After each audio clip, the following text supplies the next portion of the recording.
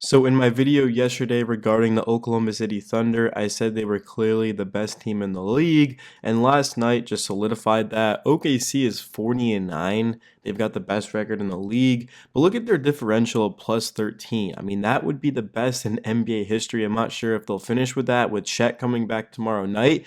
Who knows? And I'm super excited about his return too. We're going to get into Chet in a little bit here, but I want to talk overall about the game against the Suns because if you look at the first half, it was extremely competitive. The Suns actually won the second quarter. The third quarter, there was a 4 differential, and then there was a 6 differential in the second. So the Suns were winning at halftime because they were hitting their three balls. They were turning it over a ton, and that's why the Thunder were able to stay in the game.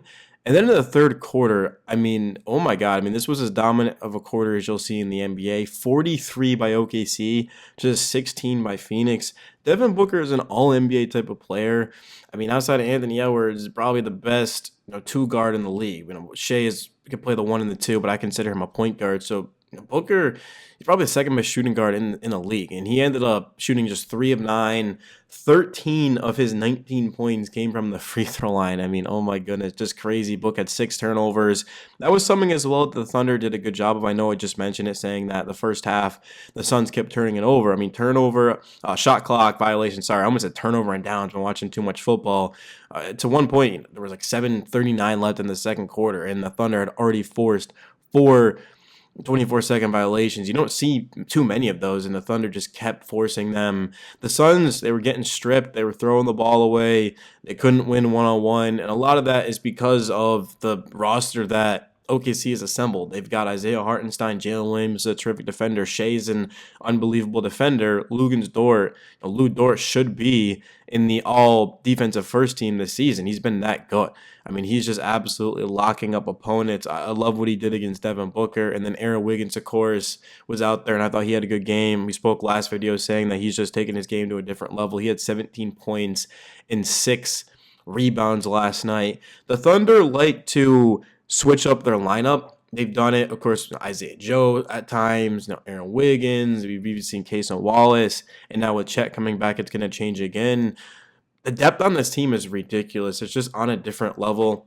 But Jalen Williams off of the bench ended up, of course, given 4 points, 12 boards, 3 assists, blocked another shot. Remember, he had 3 the last game, which tied his career high. Ousmane Dieng with 5 points off the bench. I believe he had 21 last game against the Bucks. Kenrich Williams had 5 points. Now, Caruso, we know what he's done, of course, since he's gotten healthy. And Isaiah Joe with 12 points really got his jumper going, hit 2 threes, worked off of the pick and roll with Hartenstein. Hartenstein and Chet, are they both going to start is going to be the question. To me, I think they will, just because of the fact that the one weakness the Thunder have is rebounding. They're currently 26 in basketball, and that statistic, that's the only thing they don't do very, very well. So by putting in another 7-footer out there with Isaiah, they'll be able to rebound. Defensively, they'd be even better, of course, because they just have size. I think it will depend on the matchup, though, because there will be certain scenarios where the Thunder want to have as many shooters as they possibly can just for Shea to be able to create with. We'll wait and see, though, but I'm excited about it. I'm very much excited about Chet coming back. I mean, we're talking about a guy who, of course, he had a hip injury. Remember, he went up for that block. I was watching that game live, of course, against the Warriors, and went down on his back. I mean, you could hear it just from even me watching on the TV. He's been out since November 10th. Chet just anchored the defense. He was averaging 2.6 blocks per game in the 10 games that he played in before the injury. That's more than the 2.3 he had as a rookie. If you look at opponents when shooting on dunks and layups, 43%. That was the best in the league, of course, going off of when Chet was the closest defender. When Chet, of course, played the year before, he was 5th in that statistic. So the Thunder, their interior defense is on a different level with him out there. Now, OKC, they're allowing 103.9 points per 100 possession. That's by far the best in basketball. It's not even remotely close. So defensively, this team is very versatile. But it's just different when Chet's out there. And it's also the offense, too. Everyone's going to talk about the defense because that's what Chet's known for. But in those 10 games, guys, this season, Chet was averaging 16.4 points and 8.7 rebounds. One thing that he does that Hartenstein doesn't is he does multiple things. For one, he shoots the 3 ball. You've got to get a hand up because Chet's a good shooter. But it's also just popping off of screens. Not only threes, but just the mid-range. Isaiah has that sort of touch shot, if you want to call it that floater. He also can work off of the free throw line and be a facilitator.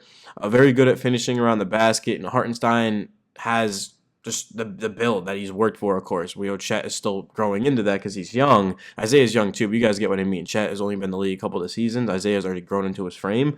So that's kind of the difference. So by playing both of them, I think it will work because it doesn't limit you offensively. Normally with 2 7-footers, there's not going to be spacing.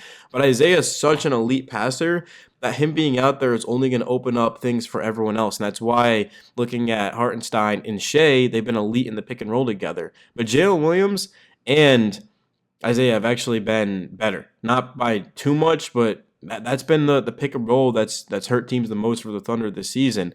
And I'm just excited to see Shea's continuance of being the best player in the league. Jokic, I think, has the best numbers and technically is the most valuable when you put him on the court and off of the court. But Shea is the best player on the best team. And it's just his award to lose. I thought last season he made a case, but this season he's averaging 33, 5, and 6. 53.5% from the field. And the difference between Shea and Jokic is Shea's an elite defender. I believe he's averaging about 2 steals a game. I'm going to pull that up right now. Seems like Shea's just always in the passing lane. He's averaging a block.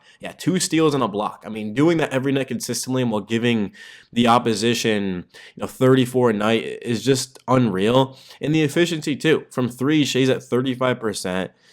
Of course, from the field, he's at 53.5, and it's not like Shea is getting a lot of open threes. Jokic, you guys watch him, he's the beneficiary of a lot of open threes just because of the offense he plays in, but Shea has to create that. I understand, Jalen Williams can create, Isaiah Joe can a little bit, but Shea is basically doing everything. And with his team's record and his team having the highest differential in history, and you can make a case that, hey, look, Shea's on this team and they're just so good, but that's how the MVP works. More often than not, it goes to the best player on the best team. There's also a narrative, and Shea is just, it's hard to explain. I mean, it's a Thunder channel, but you guys just got to watch him. I feel like a lot of people don't watch enough Shea. I mean, what he does is just, it's revolutionary, honestly. And I get that he gets a lot of hate for getting to the free throw line, but the thing that I respect about Shea, and trust me, I do think that all the free throws is not as fun as the game used to be. Like, I grew up, watching Melo and Kobe go at it, things like that. Allen Iverson even, that's what got me into basketball. But Shea gets fouled. So people complain about him going to the free throw line, but then why are you fouling him too? That's the respect I have for Shea, is he's earning those free throws. He's just outsmarting the game. And one of my favorite players of all time, James Harden. James Harden got to the free throw line a ton. And, him and Shea, they're definitely not the same player. Shea is a much better defender. But just the way they play offense, I think, is very, very similar, too. And it's good to see Shea scoring 33 a night, man. I've been following him for years now, and I honestly thought he would become this type of player, man. I probably sound like I'm lying, but I just felt like Shea was kind of destined for this. And to see him actually out there and the Thunder succeeding, too. Because I remember when they had Durant, I used to root for this team. Remember the finals, they lost against the Heat, but still I remember that was the first shirt on my own I went out and bought was a Kevin Durant shirt, and now Shea's next man up, man. So shout out to OKC, man. This team is crushing it. 40-9 is crazy. They're the best team in basketball. They're one of the best teams we've ever seen in the history of the regular season. They're that dominant, and they're getting Chet back.